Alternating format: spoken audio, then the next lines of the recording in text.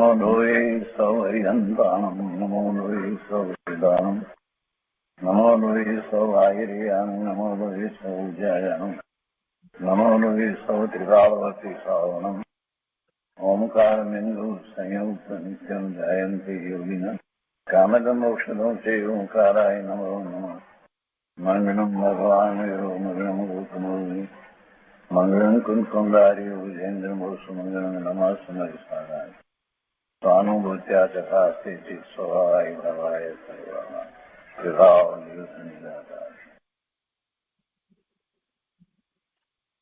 અધ્યાત્મ પ્રેમી પંડિત શ્રી દોલતરામજી કૃત 6 ઢાળા અને પૂજ્ય ગુરુદેવ કાનજી સ્વામીના 6 ઢાળા ઉપરના પ્રવચનો સહિત આપણે 6 ઢાળાનો સ્વાધ્યાય કરી રહ્યા છીએ. એમાં ત્રીજી ઢાળની 13મી ગાથા ચાલે છે. એમાં સમ્યક દ્રષ્ટિને જે 8 અંગ પ્રગટ થાય છે એનું વર્ણન કરવામાં આવ્યું છે. એમાંથી જે 4 અંગનું વર્ણન આપણે વાંચનમાં લીધું છે એનો સ્વાધ્યાય કર્યો છે. હવે આજે 5મા અંગની વાત લઈએ છીએ. સમ્યક દ્રષ્ટિ જીવને સમ્યક દર્શનના 8 અંગો નિઃશંક્તિ, નિકાંક્ષિત, નિર્વિચિકિત્સા, અમૂઢ દ્રષ્ટિ, ઉપગુહન, સ્થિતિકરણ, વાત્સલ્ય અને પ્રભાવના એ 8 અંગ સમ્યક દર્શન થતા પ્રગટ થાય છે એમ સામાન્ય રીતે કહેવામાં આવે છે. અહીંયા બીજી રીતે વાત લીધી છે કે સમ્યક દ્રષ્ટિનો વ્યવહાર કેવો છે. તો સમ્યક દ્રષ્ટિનો વ્યવહાર આવો જ હોય, એને કોઈ જાતની શંકા ન હોય, કાંક્ષા ન હોય, એને વિચિકિત્સા ન હોય, મૂળ દ્રષ્ટિ ન હોય, અનુપગુહન ન હોય, અસ્થિતિકરણ ન હોય, અવાત્સલ્ય ભાવ ન હોય, અપ્રભાવનાનો ભાવ ન હોય. એટલે એ બધાને તો દોષ કહેવામાં આવ્યા છે. એવું જ્યાં સુધી સમ્યક દર્શન નથી થતું ત્યાં સુધી બધું એવું જ હોય છે. એટલે આ સમ્યક દ્રષ્ટિને આ જાતનો વ્યવહાર છે એમ કરી અને અહીંયા વર્ણન લેવામાં આવ્યું છે. અને એ પૈકી આપણે આ પહેલા 4 અંગનું વર્ણન પૂરું પૂજ્ય ગુરુદેવ પાસેથી સારી રીતે સમજ્યા. તો હવે આગળ લઈએ છીએ. પૂજ્ય ગુરુદેવના પ્રવચનો, ઢાળા ઉપરના પ્રવચનોમાં હવે પાના નંબર 206 ઉપર સૌથી નીચે છેલ્લો પેરેગ્રાફ, એમાં 5મું ઉપગુહન, ઉપબૃહણ અંગનું વર્ણન. એને ઉપગુહન પણ કહેવાય અને ઉપબૃહણ પણ કહેવાય. તો એમાં પૂજ્ય ગુરુદેવ કહે છે કે પોતાના ગુણોની પ્રશંસા ન કરે ને બીજાની નિંદા ન કરે. 2 વાત સાથે લીધી છે. પોતાના ગુણોની પ્રશંસા ન કરે ને બીજાની નિંદા ન કરે. સાધર્મીમાં કોઈ દોષ લાગી ગયો હોય તો તેને ઢાંકે અને તે દોષ દૂર કરવા પ્રયત્ન કરે. એમાં સ્થિતિકરણની વાત આવે છે. પણ બે બીજાના દોષ, સાધર્મીના દોષ જે છે એને ઢાંકે, એને પ્રસિદ્ધ કરવાનો પ્રયત્ન ક્યારેય ન કરે. તથા ગુણની વૃદ્ધિ થાય એમ કરે, એનું સ્થિતિકરણ કરવાનો પ્રયત્ન કરે, એના દોષને દૂર કરવાનો પ્રયત્ન કરે અને ગુણની વૃદ્ધિ થાય તેમ ધર્મની વૃદ્ધિ થાય એવા ઉપાય કરે. અને આવો ભાવ તે સમ્યક દૃષ્ટિનું ઉપગુહન અથવા ઉપબૃહણ અંગ છે. તો આ શુભ ભાવ જ, કેમ કે આ તો વ્યવહાર ચારિત્ર છે, વ્યવહાર ધર્મ છે, અથવા તો વ્યવહાર સમ્યક દર્શન છે. પરમાત્માને એવી માર્દવ ભાવના એટલે કે નિર્માનતા હોય છે કે પોતાના ગુણ જગતમાં પ્રસિદ્ધ થાય અને પૂજાય એવી ભાવના તેને હોતી નથી. નિર્માનતા 10 લક્ષણ ધર્મની અંદર પણ જે આવે છે ને, માર્દવ, પરમાત્માને એવું માર્દવ એટલે નિર્માનતા. માર્દવ, આર્જવ, ક્ષમા, માર્દવ, આર્જવ, એમાં માર્દવ એટલે નિર્માનતા એને હોય છે. પરમાત્માને એવી નિર્માનતા હોય છે. પોતાને માન, અભિમાન એમ નહીં, એનાથી વિરુદ્ધ નિર્માનતા હોય છે કે પોતાના ગુણ જગતમાં પ્રસિદ્ધ થાય અને પૂજાય એવી ભાવના તેને હોતી નથી. નિર્માણતા હોય છે. તથા કોઈ સાધર્મીના દોષ પ્રસિદ્ધ કરી અને તેને હલકો પાડવાની ભાવના સમ્યક દ્રષ્ટિ ધર્મીને હોતી નથી. પણ ધર્મ કેમ વધે, ગુણની શુદ્ધિ કેમ વધે, તેની ભાવના હોય છે. કોઈ અજ્ઞાની કે અસતજનો દ્વારા પવિત્ર રત્નત્રય માર્ગની નિંદાનો પ્રસંગ ઉભો થાય તો ધર્મી તેને દૂર કરે છે. ધર્મની નિંદા થવા દેતા નથી. દોષને દૂર કરવો અને વિતરાગ ગુણોની વૃદ્ધિ કરવી તે સમ્યક્ત્વનું અંગ છે.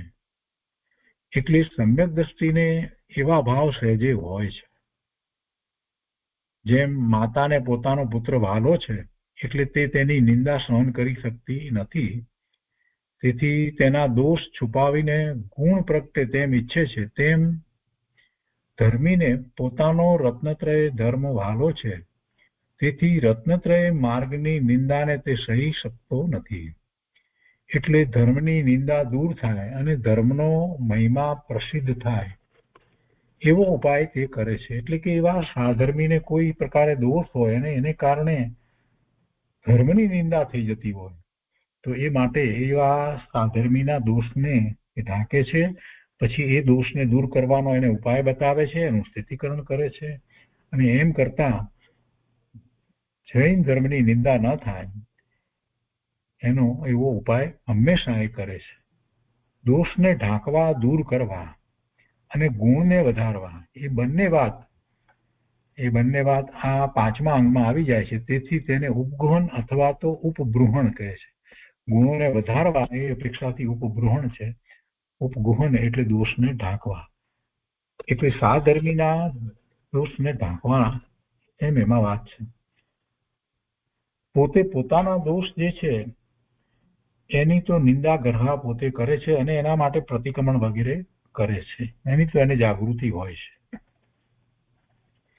આગળ કહે છે કે ધર્માત્મા નિજ ગુણને ઢાંકે, પોતાને જે ગુણ પ્રગટ થયા છે એની પ્રસિદ્ધિ નથી કરતો. એટલે ધર્માત્મા નિજ ગુણને ઢાંકે એટલે કે બહારમાં પ્રસિદ્ધિની કામના ન કરે. મારા આત્મામાં મારું કામ થઈ રહ્યું છે તે બીજાને દેખાડવાનું શું કામ છે? કોઈ પ્રયોજન નથી. મારું કાર્ય મારા વિશે થઈ રહ્યું છે તો એ બીજાને બતાવી અને મારે કોઈ એમના તરફથી પ્રશંસા સાંભળવી નથી, મારે કાંઈ અભિમાન પોષવું નથી, એવી ધર્મીની ભાવના હોય છે. એટલે પોતાના ગુણોની પ્રસિદ્ધિની કામના એવી ઈચ્છા એને હોતી નથી. મારા આત્મામાં મારું કામ થઈ રહ્યું છે તે બીજાને દેખાડવાનું શું કામ છે? બીજા લોકો મારા ગુણને જાણે તો ઠીક, એવું કાંઈ ધર્મીને નથી. બીજા જાણે એથી કાંઈ ફાયદો થવાનો છે? કાંઈ ફાયદો થતો નથી. બીજા આપણને શું કહે છે એ સાથે કાંઈ નિસ્બત નથી.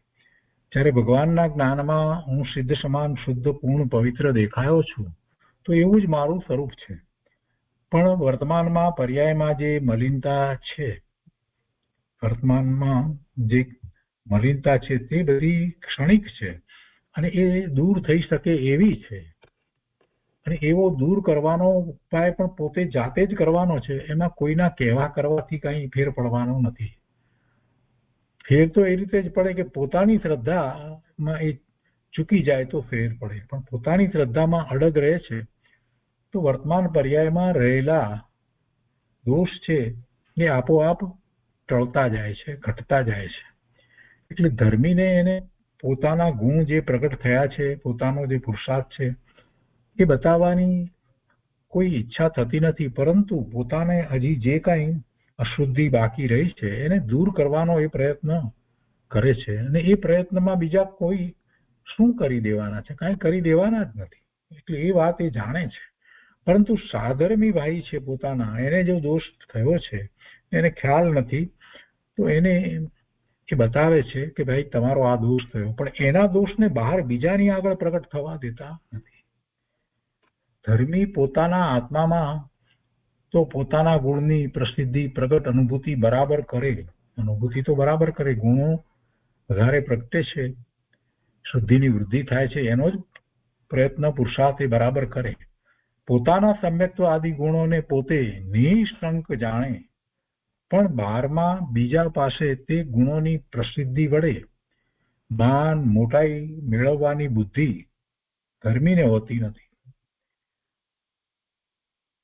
વિદ્વતા બતાવવાની કે પોતે કાંઈક પ્રાપ્ત કર્યું છે એવી એને બતાવવાની દર્શાવવાની વૃત્તિ ધર્મીને થતી નથી. તેમજ બીજા ધર્માત્માઓના દોષને પ્રસિદ્ધ કરીને તેની નિંદા કરવાનો કે તેને હલકો પાડવાનો ભાવ ધર્મી સમ્યક દ્રષ્ટિને હોતો નથી, ક્યારેય હોતો નથી. પણ તેના સમ્યક્ત્વ આદિ ગુણોને મુખ્ય કરી અને તેની પ્રશંસા કરે છે. બીજા સાધર્મીને એવા ગુણો પ્રગટ થયા છે તો એની પ્રશંસા કરે છે. આ રીતે ગુણની પ્રીતિ વડે પોતામાં ગુણને વધારતો જાય છે અને બીજાના જે અવગુણ જે છે એને ઢાંકે છે અને તથા પ્રયત્ન વડે તેને દૂર કરે છે. ધર્મીને પોતાને ગુણ ગમે છે અને દોષ ગમતા નથી. બીજા કોઈ ધર્માત્મામાં હીન શક્તિવશ કોઈ દોષ થઈ ગયો હોય તો તે બહાર પાડી અને તિરસ્કાર ન કરે, પણ યુક્તિથી તેને સુધારે, સમજાવી અને સુધારો. પણ આનો અર્થ એવો નથી કે મિથ્યા દ્રષ્ટિ ગમે તેવા વિપરીત કુમાર્ગનું પ્રતિપાદન કરે તો પણ તેની ભૂલ પ્રસિદ્ધ ન કરે, એવી વાત નથી. એનો અર્થ એમ નથી. અહીંયા તો સાધર્મીની વાત સાથે લીધી છે. પોતે સમ્યક દ્રષ્ટિ છે તો પોતાના જેવા જે સમ્યક દ્રષ્ટિ ધર્મી છે એને કોઈ દોષ છે તો એ દોષનું ઉપવહન એટલે એને ઢાંકે અને પોતાના ગુણોને વધારે છે એવું ઉપબૃહન, એમ વાત છે. એટલે ગુરુદેવે અહીંયા એક આ બહુ સરસ સ્પષ્ટતા મૂકી છે કે પણ આનો અર્થ એવો નથી કે મિથ્યા દ્રષ્ટિ ગમે તેવા વિપરીત કુમાર્ગનું પ્રતિપાદન કરે તો પણ તેની ભૂલ પ્રસિદ્ધ ન કરે અને એમાં પણ પોતે ઝાંકી અને બીજાઓ એ માર્ગે જતા હોય તો ભલે જે કરે તે બરાબર જ છે એવી વાત એ ના કરે, એની અનુમોદના ન કરે. જે મિથ્યાત્વનું કુમાર્ગનું પ્રતિપાદન કરતા હોય એ ભૂલ છે. બીજા પોતાની સાથે રહેલા સાધર્મીને એ ભૂલ એ બતાવે કે ના આ આમની ભૂલ છે, આ કુમાર્ગ છે, આવું જૈન દર્શન હોય નહીં, એ વાત એ બરાબર કરે. મિથ્યા મતોમાં તત્વની કેવી વિપરીતતા છે, મિથ્યા મતોમાં તત્વની કેવી વિપરીતતા છે, મિથ્યા દ્રષ્ટિ કેવી કેવી ભૂલ કરે છે તે તો બરાબર બતાવે, પોતે જાણે અને બતાવે. પણ બતાવવા પાછળનો હેતુ શું છે? હેતુ તો એને સન્માર્ગમાં વાળવાનો હેતુ છે અને એટલા માટે જે સાચું તત્વ કેવું છે તે પણ સાથે સમજાવે.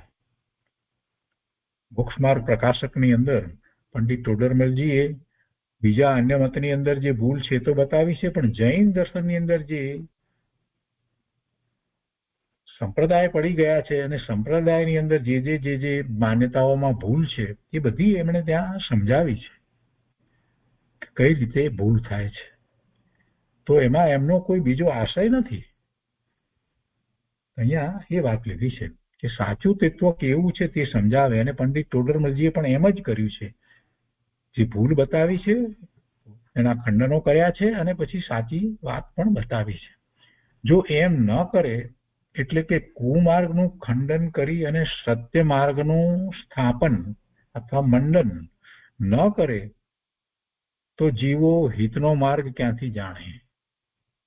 એટલે જે ધર્મી છે, સમ્યક દ્રષ્ટિ જ્ઞાની છે, એ કુમાર્ગનું ખંડન કરી કુમાર્ગે જનાર જે છે એવા એ આત્મા એનો કોઈ તિરસ્કાર નથી કરતા, કુમાર્ગનું ખંડન કરે છે કે આ માર્ગ બરાબર નથી, આ રીતે મુક્તિનો માર્ગ હોય નહીં, આ રીતે જીવો સુખી થઈ શકે નહીં, એ બધી વાત એનું ખંડન કરે છે, માર્ગનું ખંડન કરે છે કે જો એમ ન કરે એટલે કે કુમાર્ગનું એ ખંડન ન કરે અને સત્ય માર્ગનું સ્થાપન ન કરે તો જીવો હિતનો માર્ગ ક્યાંથી જાણે. માટે સાચા ખોટાની ઓળખાણ પોતે તો કરે પણ બીજાને પણ કરાવે. સાચા ખોટાની ઓળખાણ કરાવવી તેમાં કાંઈ કોઈની નિંદાનો ભાવ નથી, વ્યક્તિગત કોઈની નિંદાનો ભાવ હોતો નથી. અને ગુરુદેવે પ્રવચનમાં જે કાંઈ કહ્યું છે એમાં વ્યક્તિગત કોઈની નિંદા ક્યારેય કરી નથી. એ પણ ભગવાન છે ને એમ જ વાત કરી છે, પણ જે માર્ગમાં જે ભૂલ હતી એ ભૂલ તો એમણે અવશ્ય બતાવી છે. સંપ્રદાયમાં જે ઠેકાણે જીનવાણી થી વિરુદ્ધ વાતો આવી છે એ અવશ્ય એમણે બતાવી છે. તો એથી કરી અને કોઈની વ્યક્તિગત એમણે નિંદા કરી છે એમ નથી, કોઈની નિંદાનો ભાવ નથી. જીવોના હિત માટે સત્ય માર્ગની પ્રસિદ્ધિનો અને અસત્યના નિષેધનો ભાવ તો ધર્મીને આવે છે. ધર્મની નિંદા થતી હોય, દેવગુરુ સાચા દેવગુરુની નિંદા થતી હોય એવા પ્રસંગે ધર્માત્માથી રહી શકાય નહીં. પોતાની શક્તિથી તેને તે દૂર કરે છે. બધા ધર્મી જીવોના ઉદય ભાવ એક સરખા હોતા નથી. જો બહુ પ્રેક્ટિકલ વાતો ગુરુદેવે સમજાવી છે કે બધા ધર્મી સમ્યક દ્રષ્ટિ જીવોના ઉદય ભાવ એક સરખા હોતા નથી. શ્રદ્ધા બધાની સરખી હોય. રત્નત્રયના પરિણામ નિર્વિકલ્પ ધ્યાનમાં થયા છે એટલે શ્રદ્ધા બધાની સરખી હોય, પણ બધા જે સમ્યક દ્રષ્ટિ જીવો, ધર્મી જીવો, જ્ઞાની, એમના ઉદય ભાવ એક સરખા હોતા નથી. ભલે શ્રદ્ધા બધાની સરખી હોય પણ ઉદય ભાવ તો અનેક પ્રકારના હોય છે. કોઈની પ્રકૃતિમાં ફેર હોય, ક્રોધ, માન આદિ દોષ ભૂમિકા અનુસાર થઈ જતા હોય, કેમ કે એ તો ચારિત્રનો દોષ છે ને. ભૂમિકા અનુસાર કોઈક રીતે એને માન પોષાતું હોય કે કદાચ કોઈક વખત એને ક્રોધ પણ આવતો હોય, તો કે છે કે કોઈની પ્રકૃતિમાં એવો ફેર હોય, ક્રોધ, માન આદિ દોષ એની જે ભૂમિકા છે એ ભૂમિકામાં થઈ જતા હોય. ચોથા ગુણસ્થાનની દશામાં આવું થઈ જતું હોય છે. તો ત્યાં તેની મુખ્યતા કરી અને શાસનની નિંદા ન થવા દે. જૈન શાસનની એમાં નિંદા ન થવા દે, કેમ કે એવા દોષ વગેરે જોઈ અને બીજાઓ એમ નિંદા કરતા હોય છે કે તમારો જૈન ધર્મ આવો છે, એવી નિંદા કરતા હોય ત્યારે એની નિંદા ન થવા દે. અને એ અપેક્ષાથી એવા જે ધર્મી જે છે, જ્ઞાની છે, એના દોષ જે છે એને તો એ અવશ્ય ઢાંકે અને નિંદા ન થવા દે. ગુરુદેવ કહે છે કરે એ તો ધર્માત્મા છે, જીનેશ્વર દેવના ભક્ત છે, આત્માના અનુભવી છે, સમ્યક દ્રષ્ટિ છે, એમ ગુણને મુખ્ય કરી અને પરિણામમાં ક્યાંય જરાક ફેર પડી ગયો હોય તો તે દોષને ગૌણ કરી નાખે છે. ધર્મની કે ધર્માત્માની નિંદા થવા દેતા નથી. ધર્મની કે ધર્માત્માની નિંદા થવા દેતા નથી. આ તો પરમ પવિત્ર જૈન માર્ગ, એકલી વિતરાગતાનો માર્ગ. કોઈ અજ્ઞાની જનો તેની નિંદા કરે તેથી કાંઈ તે માર્ગ જે છે, જીનેશ્વર કથિત માર્ગ જે છે, તે માર્ગ મલિન થઈ જતો નથી. કોઈ એ માર્ગને ન માનતા હોય, વિરોધ કરે, તો એથી એ સાચો માર્ગ, જે માર્ગે અનંત જીવો મોક્ષે ગયા, એ માર્ગ કઈ ખોટો થઈ જતો નથી. તો આવા માર્ગની શ્રદ્ધામાં સમ્યક દ્રષ્ટિ જીવ અત્યંત નિષ્કંપ વર્તે છે. તલવારની તીખી ધાર જેવી તેની શ્રદ્ધા મિથ્યાત્વની કુયુક્તિઓને હણી નાખે છે. મિથ્યાત્વની કુયુક્તિઓ ઘણી, મિથ્યા દ્રષ્ટિ એ કુયુક્તિ દ્વારા ધર્મ વિરુદ્ધની ઘણી બધી વાતો પ્રતિપાદન કરે, પણ એમાં આ ધર્મી સમ્યક દ્રષ્ટિ જીવ આવતો નથી. ગમે તેટલી કુયુક્તિ, ગમે તે યુક્તિ દ્વારા એ સમજાવવાનો પ્રયત્ન કરે કોઈ અન્ય માર્ગી છે, અન્ય ધર્મી છે તે, તો પણ આ સમ્યક દ્રષ્ટિ જીવ એમાં આવી જતો નથી. બહુ સરસ વાત લીધી છે. તલવારની તીખી ધાર જેવી એની શ્રદ્ધા છે. એ શ્રદ્ધાના બળે જ એ આખો પુરુષાર્થ કરે છે. મિથ્યાત્વની કુયુક્તિઓને હણી નાખે છે. કોઈ પણ કુયુક્તિઓ વડે તેની શ્રદ્ધા ચલાયમાન થતી નથી. આવા સમ્યક દ્રષ્ટિ ધર્મીની આ વાત છે. અને આવા માર્ગને જાણીને જે ધર્મી થયો છે એવા જીવને ક્યારેક કદાચ કોઈ દોષ થઈ જાય, ધર્મીને એવો દોષ થઈ જાય તો તેના ઉપગમનની આ વાત છે.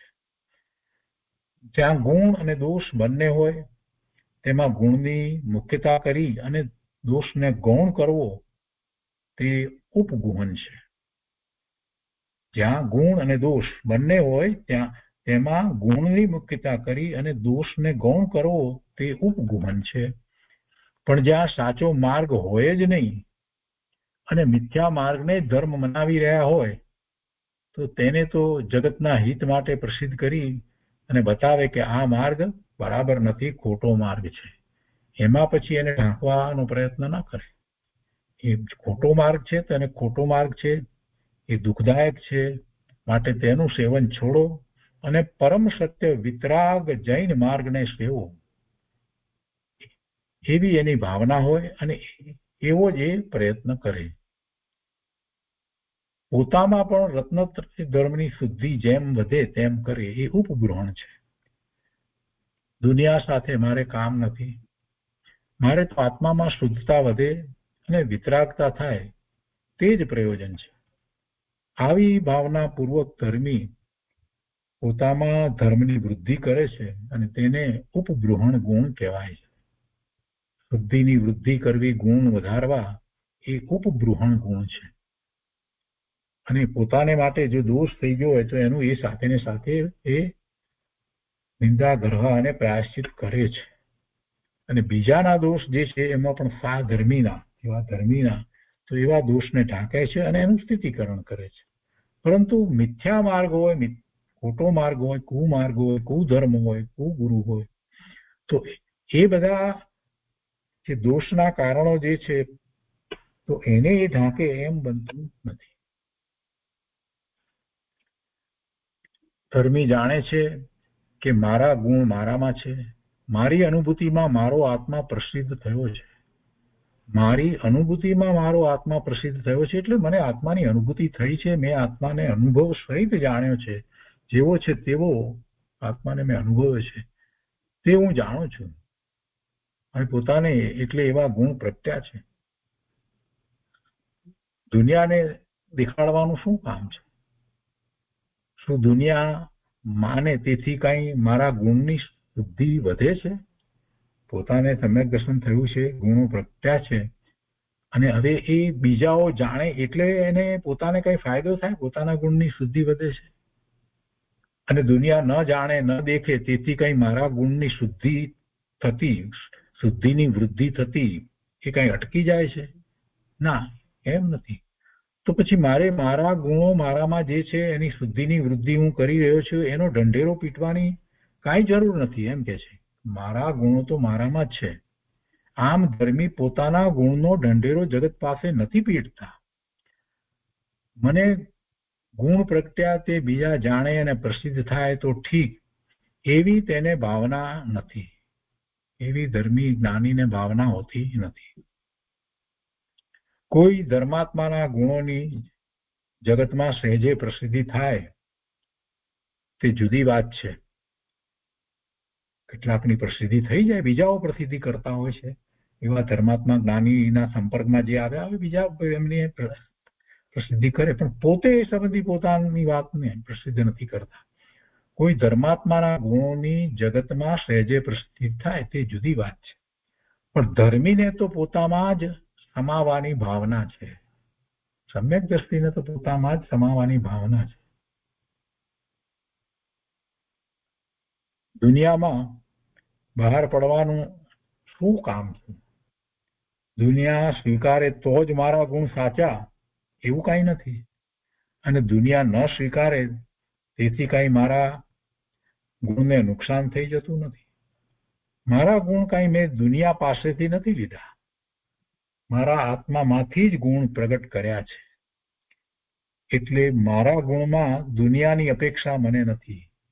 આમ ધર્મી સમ્યક દ્રષ્ટિ જીવ જગતથી ઉદાસ નિજ ગુણમાં નિઃશંકપણે વર્તે છે, નિજ ગુણમાં નિઃશંકપણે વર્તે છે અને એની વૃદ્ધિ કરતો જાય છે. કેટલી સરસ વાત ગુરુદેવે અહીંયા દર્શાવી દીધી છે. ઉપગુહન અને ઉપબૃહણ એ વાત સાથે લીધી છે. કોઈને વિશેષ જાતિ સ્મરણ જ્ઞાન આદિ થાય, જ્ઞાનની શુદ્ધિ સાથે લબ્ધિઓ પણ પ્રગટે, જાતિ સ્મરણ જ્ઞાન થાય અને કોઈને જ્ઞાનની શુદ્ધિની સાથે એવી લબ્ધિઓ પણ પ્રગટે. ઘણા મુનિઓને વિશેષ લબ્ધિઓ પ્રગટે, અવધિ જ્ઞાન કે મનોપર્ય જ્ઞાન પણ થાય, છતાં જગતને તેની ખબર પણ ન પડે. એ તો પોતે પોતામાં આત્માની સાધનામાં મશગુલ વર્તતા હોય છે. કેટલાય એવા મુનિઓને એવી લબ્ધિ પ્રગટી, એમણે ક્યાંય વાત બહાર પાડી જ નહીં, એ વાત કોઈને કરી જ નહીં.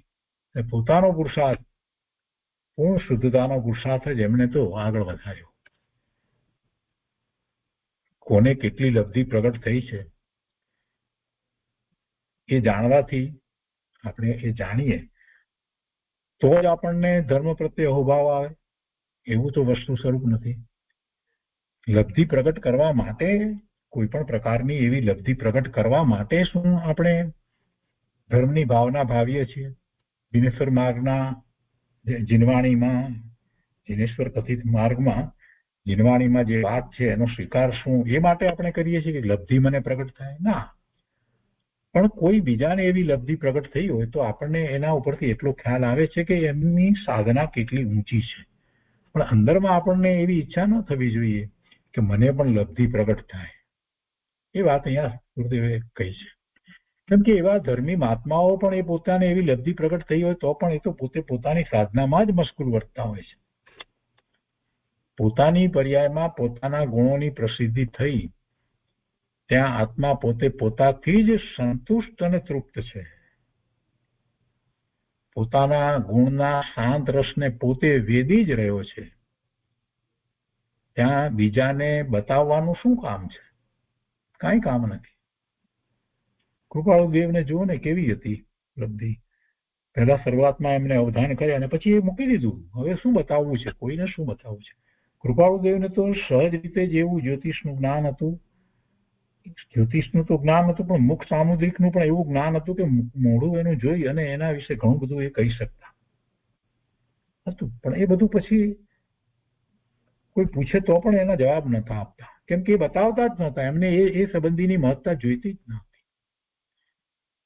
પોતાના ગુણના શાંત રસને પોતે વેદી જ રહ્યો છે, ત્યાં બીજાને બતાવવાનું શું કામ છે? અને બીજા જીવો પણ તેવી અંતરદ્રષ્ટિ વગર ગુણને ક્યાંથી ઓળખશે? જ્ઞાની ધર્મીના ગુણને ઓળખવા માટે આપણે પણ એવી અંતરદ્રષ્ટિ કરવી પડે છે. એવા ગુણ જેને પ્રગટ્યા છે એ જ સામા ધર્મી જીવને સાચી રીતે, સારી રીતે ઓળખી શકે છે. સાતમા ગુણસ્થાનની દશામાં એ પ્રત્યુસ્વ સંવેદન સહિત જે મુનિ છે, તો એમની દશાને ઓળખવા માટે સમ્યક દર્શન આપણને જરૂરી છે. સમ્યક દર્શન વિના આપણે એમની એ ભૂમિકાને સાચા અર્થમાં સમજી શકતા નથી. માત્ર બહારથી વાહ કરીએ એટલું જ, બીજું કાંઈ નથી. કોણ સમજે એ દશાને? કોણ સમજે? બીજા જ્ઞાની ધર્મી સમજે, પાંચમા ગુણસ્થાન વાળા કંઈક વિશેષ સમજે, ચોથા ગુણસ્થાન વાળા સમજે, એનાથી વિશેષ પાંચમા ગુણસ્થાન વાળા સમજે, અને એનાથી વિશેષ એવા જ એમના જેવા જ સાતમા છઠ્ઠે ગુણસ્થાને ઝૂલતા મુનિ હોય એ સમજે કે આ મહામુનિ કેવા છે. બાકી મિથ્યા દ્રષ્ટિ એમની દશાને ક્યાં સમજે છે? એટલે આ બધી વાતનો વિચાર જ્યારે કરીએ છીએ તો આપણને એમ થાય છે કે સહજ રીતે જે બહાર આવવાનું હોય તે આવે છે, અને આવે કે ના આવે એ સાથે એ મહાપુરુષને કાંઈ નિસ્બત નથી હોતી. બીજાને બતાવવાનું શું કામ છે? અને બીજા જીવો પણ તેવી અંતરદ્રષ્ટિ વગર ગુણોને ક્યાંથી ઓળખશે? સમજ્યા વગર કાંઈક જાત જાતની પછી વાતો કરશે. આ રીતે ધર્મી પોતાના ગુણોને પોતામાં ગુપ્ત રાખે છે અને બીજા સાધર્મીના દોષને પણ ગોપવીને તે દોષ દૂર કરવાનો ઉપાય કરે છે. ગુરુદેવ કરુણા કરીને કહે છે કે ભાઈ, કોઈના અવગુણ પ્રસિદ્ધ થાય તેથી તને શું લાભ? દરેકે દરેક આ અંગની વાત કરી એમાં ગુરુદેવે ઉપદેશાત્મક કથનો કર્યા છે અને બહુ ગંભીર કથનો કર્યા છે, સરળ શબ્દોમાં કર્યા છે કે ભાઈ કોઈના અવગુણ પ્રસિદ્ધ થાય તેથી તને શું લાભ, અને એના અવગુણ પ્રસિદ્ધ ન થાય તેથી તને શું નુકસાન છે. વ્યવહારમાં પણ કહેવત છે ને કે ભેંસના શિંગડા ભેંસને ભારે, જે કરશે તે ભોગવશે, તેમ સામાના ગુણ દોષનું ફળ એને છે, એમાં તારે શું. માટે સમાજમાં જે રીતે ધર્મની નિંદા ન થાય અને પ્રભાવના થાય તથા પોતાના ગુણોમાં વૃદ્ધિ થાય તે રીતે ધર્મી પ્રવર્તે છે. સમ્યક દ્રષ્ટિ તો બધું બરાબર જાણે છે ને એ જ રીતે પ્રવર્તે છે, પણ જેને હજી સમ્યક દર્શન નથી થયું, અનુભૂતિ નથી થઈ અને જે એવા પુરુષાર્થમાં છે એને માટે પૂજ્ય ગુરુદેવે આ વાત લીધી છે કે તું બીજાની વાત છોડી દે, ભેંસના શિંગડા ભેંસને ભારે, જે કરશે તે ભોગવશે. એટલે તું તારું કાર્ય કર, તું એમાં રોકાઈ રહીશ, એ બીજાની નિંદા વગેરે કરવામાં તું રોકાઈ રહીશ તો તું તારા અંતરમાં ક્યારે જઈશ, એ અપેક્ષાથી આ વાત કરી છે. એટલે ઉપગુહનની વાત જે કહેવામાં આવી છે સાધર્મી ના દોષને ક્યારેક એવા સાધર્મીને દોષ થતા હોય છે તો એને ઢાંકવાની અપેક્ષાથી વાત છે. અહીંયા આગળ કહે છે કે આ બધું તો સમ્યક દર્શનના વ્યવહારમાં આવી જાય છે. આ બધો વ્યવહાર જ છે. નિશ્ચય શું છે? નિશ્ચય તો અનુભૂતિ થઈ છે, રત્નત્રયના પરિણામ છે, દ્રષ્ટિ સ્વરૂપ તરફ રહે છે, સમયે સમયે એને કાંઈક નિર્જરા થઈ રહી છે. આ બધું તો સમ્યક દર્શનના વ્યવહારમાં આવી જાય છે. નિશ્ચયમાં તો પોતાના શુદ્ધ આત્માની પ્રતીતિ ધર્મીને સદાય વર્તે છે. એટલે નિર્વિકલ્પ ધ્યાન વખતે હોય છે એ સિવાય પણ એને આત્માની પ્રતીતિ સદાય પ્રતીતિ વર્તે છે. પોતે જે છે એમાં એને કોઈ હવે અશ્રદ્ધા થતી નથી. જે સ્વરૂપ અનુભવાયું છે એ સ્વરૂપને વિશે હવે બીજી કોઈ વાત એને ખપતી નથી. કોઈ પણ રીતે પોતામાં તેમજ પરમાં ગુણની વૃદ્ધિ થાય અને દોષ ટળે, એટલે કે આત્માનું હિત થાય અને ધર્મની શોભા વધે, તેમ ધર્મી વર્તે છે. એટલે એનું વર્તન પણ આવું જ હોય છે. કોઈ સાધર્મીથી કોઈ દોષ થઈ ગયો હોય અને ખ્યાલમાં આવી જાય તો તેનો ફંફેરો ન કરે, ઢંઢેરો ન કરે, એની પ્રસિદ્ધિ ન કરે, તિરસ્કાર ન કરે, પણ ગુપ્તપણે તેને બોલાવી અને પ્રેમથી સમજાવે કે જો ભાઈ આપણે જૈન ધર્મમાં તો મહાન પવિત્ર, આપણો જૈન ધર્મ તો મહાન પવિત્ર છે અને આપણે જૈન ધર્મમાં છીએ, જીનેશ્વર ભગવાનની આજ્ઞા અને આમન્યામાં છીએ અને મહાભાગ્ય આવો ધર્મ મળ્યો છે. તો તેમાં તારાથી આવો દોષ થઈ ગયો પણ તું મૂંઝાઈશ નહીં, તારા આત્માના શ્રદ્ધા જ્ઞાનમાં દ્રઢ રહેજે. શું કહે છે કે તું મૂંઝાઈશ નહીં, તારા આત્માના શ્રદ્ધા જ્ઞાનમાં દ્રઢ રહેજે. જીન માર્ગ મહાપવિત્ર છે. અત્યંત ભક્તિથી તેની આરાધના વડે તારા દોષને છેદી નાખજે. કોની ભક્તિ કરવાની કીધી જોઈ? જીન માર્ગની વાત કરી છે કે અત્યંત ભક્તિથી તેની આરાધના વડે તારા દોષને છેદી નાખજે. આમ પ્રેમથી તેને ધર્મનો ઉત્સાહ જગાડીને તેના દોષ દૂર કરાવે છે. દોષને છુપાવવામાં કાંઈ તેના દોષને ઉત્તેજન આપવાનો હેતુ નથી. એના દોષને છુપાવવા છે તો એ એટલા માટે નથી કે એના દોષને ઉત્તેજન આપવું છે, એવો કોઈ હેતુ નથી, પણ તિરસ્કારથી તે જીવ નિરુત્સાહિત થઈ ન જાય અને બહારમાં ધર્મની નિંદા ન થાય તે હેતુ છે. તથા ગુણની પ્રીતિ વડે શુદ્ધતાની વૃદ્ધિનો હેતુ છે. આવું ઉપગુહન તથા ઉપબૃહણ અંગ છે અને આ અંગના પાલન માટે જીનેન્દ્ર ભક્ત એક શેઠની કથા છે, તે સમ્યક્ત્વ કથા વગેરેમાંથી જોઈ લેવી અને આ રીતે સમ્યક્ત્વના 5મા ગુણનું વર્ણન કર્યું. હવે 6ઠ્ઠો ગુણ અથવા તો 6ઠ્ઠું અંગ સ્થિતિકરણ અંગનું વર્ણન કરે છે. ઉપગુહન અને સ્થિતિકરણ બંને સાથે જાય છે. આમ તો ખરી રીતે જોઈએ તો જેનું દોષને ઢાંક્યા છે તો એનું પછી સ્થિતિકરણ કરે, દોષ બતાવી અને પછી પાછા એને ધર્મમાં લાવવા, એવું સ્થિતિકરણ. એટલે જયારે ઉપભોગની વાત આવે ત્યારે સ્થિતિકરણની વાત સાથે હોય. તો છઠ્ઠું અહીંયા લીધું છે સ્થિતિકરણ. પોતાનું પણ સ્થિતિકરણ, નિશ્ચયથી તો ખરેખર પોતે પોતાનું સ્થિતિકરણ કરે છે અને વ્યવહારથી એ સાધર્મીનું સ્થિતિકરણ કરે છે. બે વાત એમાં આવે છે. ગુરુદેવ અહીંયા કહે છે કે કોઈ કષાયવશ, રોગ આદિની તીવ્ર વેદનાવશ, કોઈ કષાયવશ, બીજું કોઈ રોગ આદિની તીવ્ર વેદનાવશ, કુસંગથી, લોભથી કે અનેકવિધ પ્રતિકૂળતાના પ્રસંગમાં ધર્મી જીવ શ્રદ્ધાથી કે ચારિત્રથી ડગતો હોય કે શિથિલ થતો હોય તો પ્રેમપૂર્વક વૈરાગ્ય ઉપદેશથી કે બીજા અનેક ઉપાયથી ધર્મમાં તેને સ્થિર કરવો, પોતાના આત્માને પણ ધર્મમાં દ્રઢ કરવો અને બીજા સાધર્મીને પણ ધર્મમાં દ્રઢ કરવો, તે સ્થિતિકરણ છે. ગમે તે કારણથી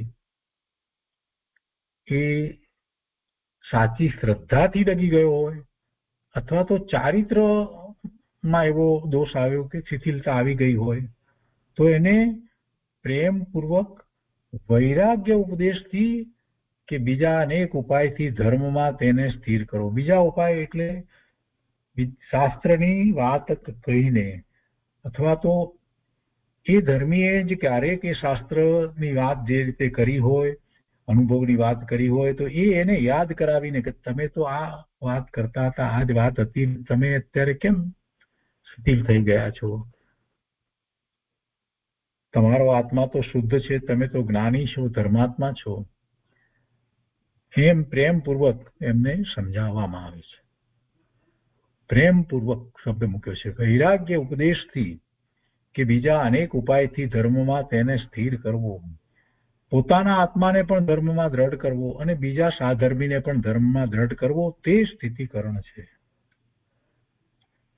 એનો વિસ્તાર કરતા ગુરુદેવ કહે છે કે શરીરમાં કોઈ તીવ્ર રોગ આવે, વેપારમાં અચાનક મોટી ખોટ જાય, ગૃહસ્થાશ્રમમાં હોય, સમ્યક દ્રષ્ટિ હોય અને ગૃહસ્થાશ્રમમાં હોય, ચોથા ગુણસ્થાનની દશામાં હોય તો વેપાર વગેરે હોય તો એમાં એને અચાનક મોટી ખોટ જાય તો કંઈક વિચલિત થઈ જાય, કોઈ મોટું દેવું થઈ જાય વગેરે થઈ શકે.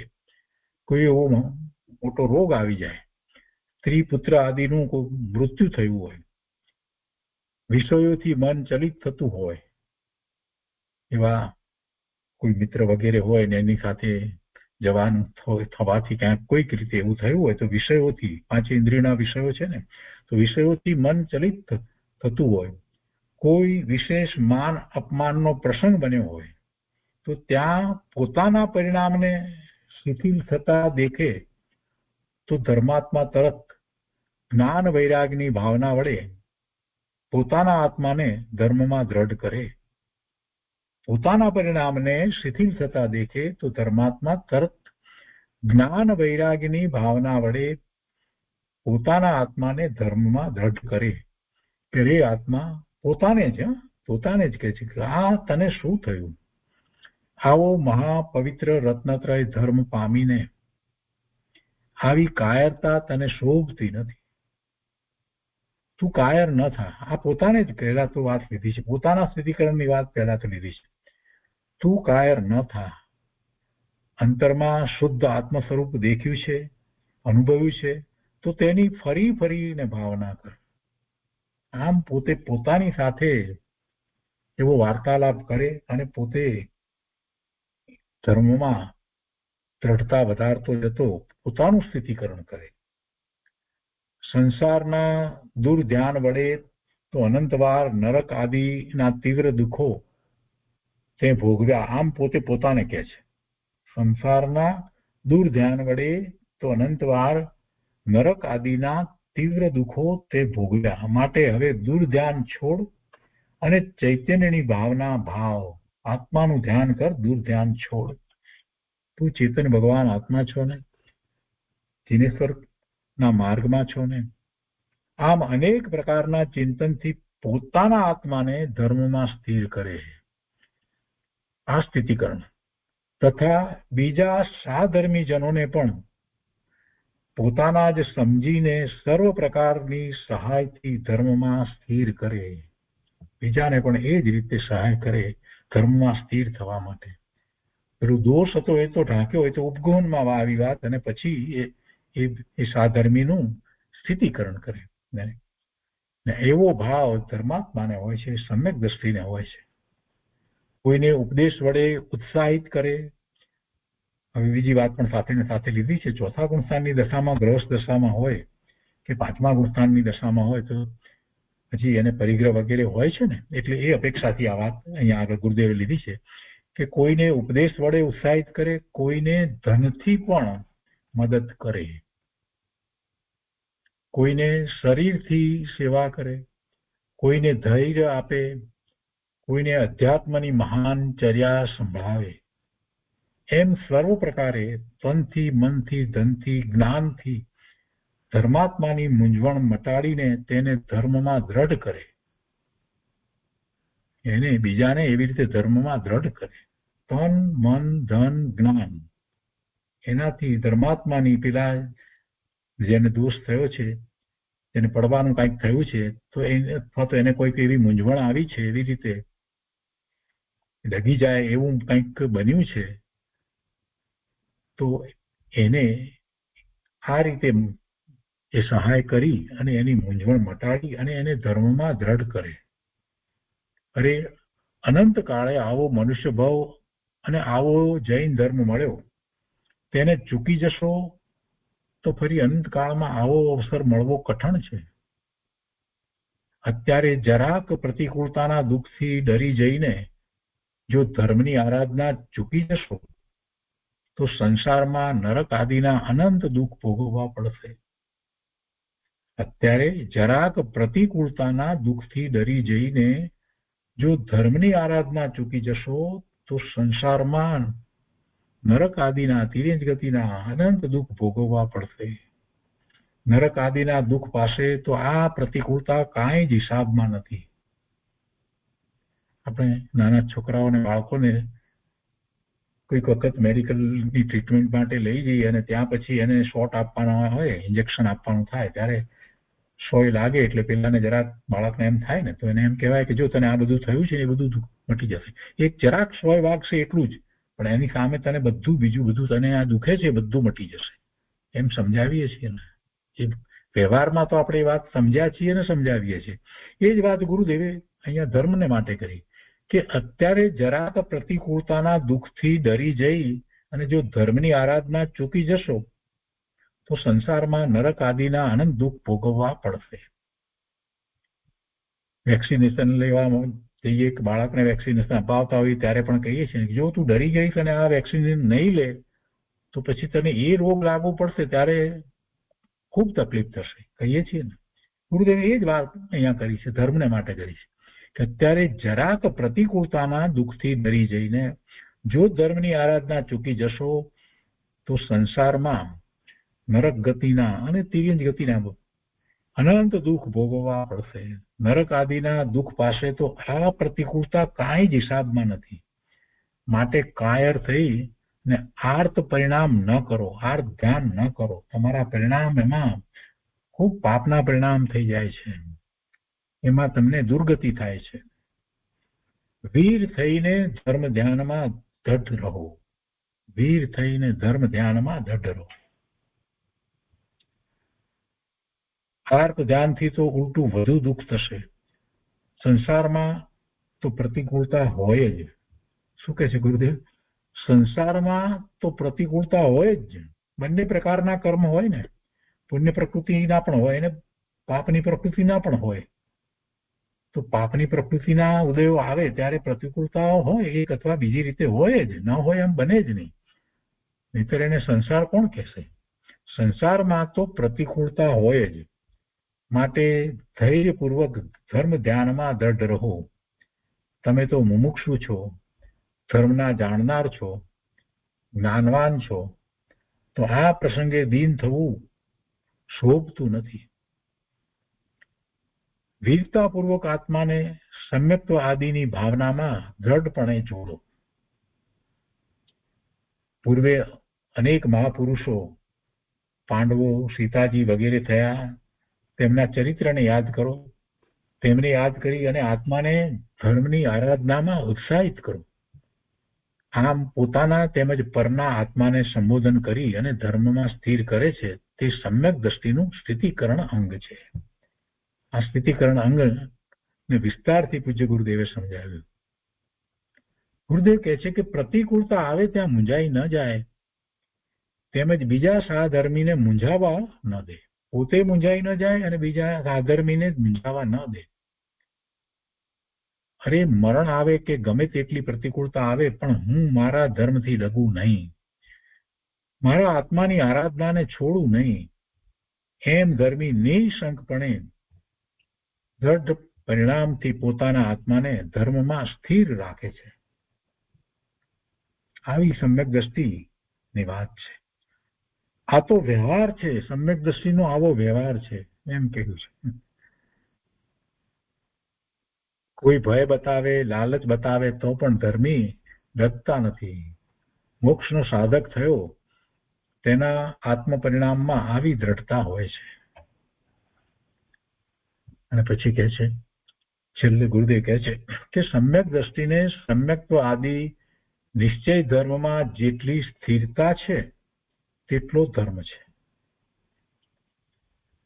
શું કહે છે? સમ્યક દ્રષ્ટિને સમ્યક્ત્વ આદિ નિશ્ચય ધર્મમાં જેટલી સ્થિરતા છે તેટલો ધર્મ છે. સ્વરૂપની જેટલી દ્રષ્ટિ છે એટલો ધર્મ છે. સ્વરૂપમાં જેટલી એકાગ્રતા છે એટલો ધર્મ છે. વિતરાગી પરિણામ થાય છે એટલો ધર્મ છે. અને તે વિતરાગ ભાવ છે. અને બીજા સાધર્મીને ધર્મમાં સ્થિર કરવાનો જે ભાવ છે, આ સ્થિતિકરણનો ભાવ, બીજાને સ્થિર કરવાનો, બીજાના સ્થિતિકરણનો ભાવ જે છે તે શુભ ભાવ છે, એ શુભ રાગ છે, એ ધર્મ નથી. પણ જ્ઞાની ધર્મી સમ્યક દ્રષ્ટિને એવો શુભ રાગ આવે છે, શુભ રાગ હોય છે, શુભ ભાવ આવે છે. એ કઈ ધર્મ નથી, પણ ધર્મીને ધર્મ પ્રેમનો તેવો ભાવ આવે છે. શ્રેણિક રાજાના પુત્ર વારિશેણ મુનિએ પોતાના મિત્રનું મુનિપણામાં સ્થિતિકરણ કર્યું હતું અને તેની કથા પુરાણોમાં પ્રસિદ્ધ છે. એ સમ્યક્ત્વ કથામાં આપ વાંચી શકશો. આ રીતે સ્થિતિકરણ નામના છઠ્ઠા અંગનું વર્ણન કર્યું. તો આજનો સ્વાધ્યાય આપણે અહીંયા સુધી રાખીએ છીએ.